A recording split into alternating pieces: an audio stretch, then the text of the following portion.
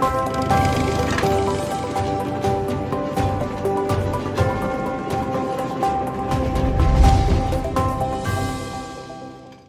அருள்மிகு தண்டாயுதபாணி சுவாமி திருக்கோவில் உண்டியல்கள் 20 நாட்களில் நிரம்பியதை அடுத்து உண்டியல் திறக்கப்பட்டு எண்ணப்பட்டது. திண்டுக்கல் மாவட்டம் பழனி அருள்மிகு தண்டாயுதபாணி சுவாமி கோவில் உண்டியல்கள் பக்தர்கள் கூட்டம் காரணமாக 20 நாட்களில் நிரம்பியது. இதையடுத்து திங்கட்கிழமை மற்றும் செவ்வாய் உண்டியல்கள் திறக்கப்பட்டு எண்ணப்பட்டது. 2 நாட்கள் எண்ணிக்கை முடிவில் பக்தர்களின் காணிக்கை வரவு ரொக்கம் ரூபாய் 2,55,37,740 கிடைத்தது. மேலும் தங்கத்தாலான வேல், தாலி, மோதிரம், செயின், தங்கக்காசு போன்றவற்றையும், வெள்ளியாலான காவடி, வளையம் உள்ளிட்டவற்றையும் காணிக்கையாக செலுத்தியிருந்தனர். உண்டியல் என்னும் பணியில் கோவில் நிர்வாகத்தினர் கலந்து கொண்டனர்.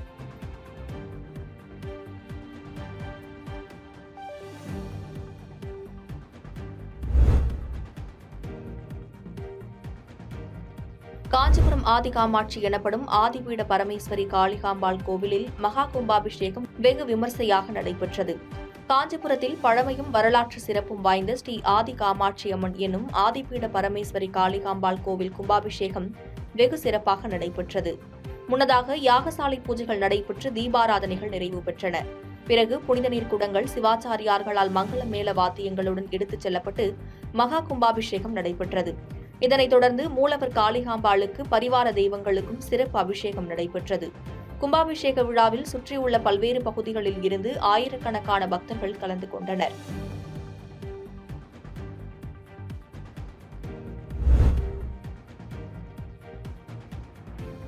திருக்கழுக்குன்றம் அருகே பழமை வாய்ந்த ஸ்ரீ பொன்னியம்மன் ஆலயத்தில் அஷ்டபந்தன மகா கும்பாபிஷேகம் சிறப்பாக நடைபெற்றது. செங்கல்பட்டு மாவட்டம் திருக்கழுக்குன்றம் அடுத்த கொத்திமங்கலம் கிராமத்தில் பழமை வாய்ந்த ஸ்ரீ பொன்னியம்மன் ஆலயம் உள்ளது. இந்த கோவிலை புனரமைத்து புதிதாக மண்டபம் மற்றும் நவகிரக சன்னிதானம் அமைத்து கும்பாபிஷேகம் செய்திட ஊர் மக்கள் முடிவு செய்து திருப்பணிகள் நடைபெற்று வந்தது. இந்நிலையில் திருப்பணிகள் முடிவுற்று கடந்த திங்கட்கிழமை கணபதி பூஜை, கோபூஜை உள்ளிட்ட பல்வேறு வேள்விகள் துவங்கிய நிலையில் பல்வேறு வேள்விகளும் முடிவுற்று இன்று காலை மகா கும்பாபிஷேகம் சிறப்பாக நடைபெற்றது.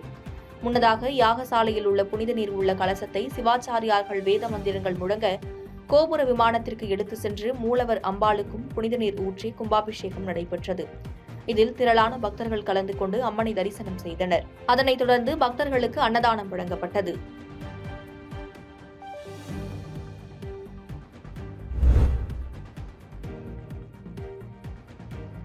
பரமக்குடி தாலுகா அலுவலகத்தில் நடைபெற்ற ஜமாபந்தி நிகழ்ச்சியில் போதிய அதிகாரிகள் இல்லாமல் மக்களின் மனுக்களின் மீது நடவடிக்கை இல்லை என பொதுமக்கள் குற்றம் சாட்டினர்.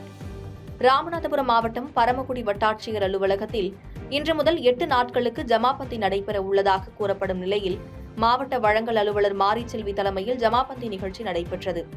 நிகழ்ச்சியில் போதிய அதிகாரிகள் இல்லாமல் மக்களின் மனுக்கள் மீது நடவடிக்கை இல்லை என பொதுமக்கள் குற்றம் சாட்டினர். மேலும் வறுமை கோட்டிற்கு கீழ் உள்ளவருக்கு 100 நாள் வேலை இல்லையா என தாசில்தாரிடம் பொதுமக்கள் வாக்குவாதத்தில் ஈடுபட்டனர். இதனால் அங்கு சிறிது நேரம் பரபரப்பு ஏற்பட்டது.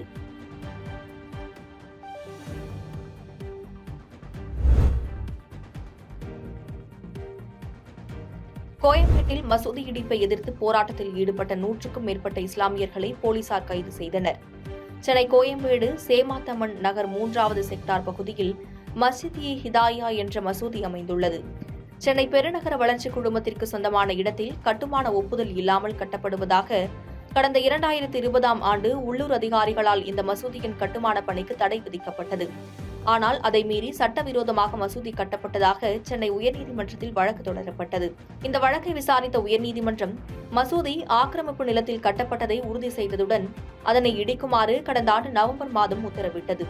இதனைத் தொடர்ந்து ஜூன் 15ஆம் தேதிக்குள் மசூதியை இடித்துவிட வேண்டும் என காவல்துறை தரப்பிலிருந்து மசூதி நிர்வாகத்திற்கு கடிதம் அளிக்கப்பட்டது.